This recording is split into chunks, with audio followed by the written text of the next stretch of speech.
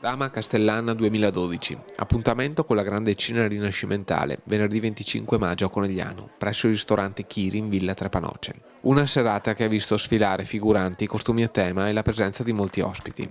L'evento è una delle tappe fondamentali in vista del preludio della rappresentazione della Dama vivente in Piazza Cima. È un successo che si rinnova di anno in anno, siamo quasi raggiunti alla 30ª edizione, manca poco.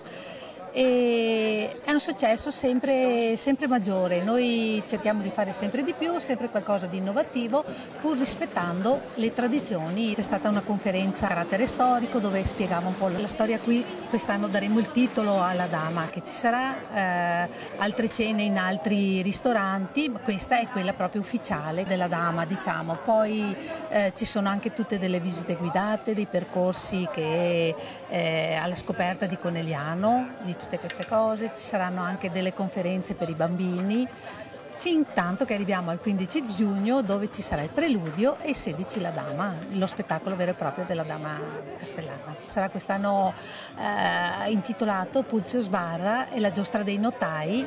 L'anno scorso avevamo fatto Conegliano ai tempi della Lega di Cambrai, con tutto ciò che era successo durante la Lega di Cambrai che si era svolta proprio qui a Conegliano. Prima ancora avevamo fatto anche la storia del Cima e pertanto abbiamo cominciato questo, chiamiamola un po' della trilogia, lasciando da parte il Cima, una trilogia di storia che speriamo di portare avanti sempre con successo anche nei prossimi anni. Prima della cena è stato possibile ammirare alcune esibizioni coreografiche da parte dei tamburi e degli sbandieratori e spettacoli di fuoco.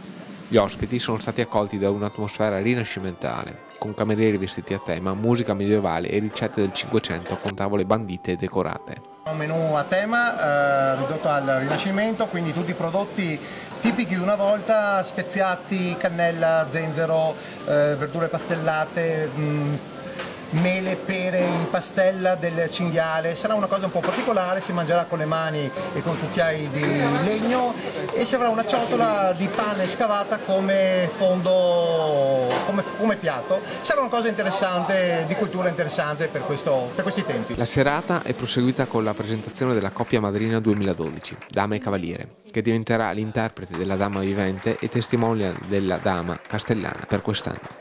Una grande emozione, anche un onore, perché comunque sì, è stata un'esperienza bellissima, perché ho conosciuto delle persone veramente meravigliose, le sto ancora conoscendo, ma poi anche perché così far rivivere il nostro passato in questo modo è molto bello, secondo me è una cosa da ricordare. Come procedono i preparativi per la Dama? Bene, stiamo facendo parecchie prove e adesso ci impegneremo perché venga tutto alla perfezione e vediamo il 16. A parte dell'esperienza, c'è anche un'emozione perché non essendo italiano mi aiuta anche per conoscere di più l'Italia e soprattutto sì, le sue culture, una cosa che a me interessa molto, è una nozione unica.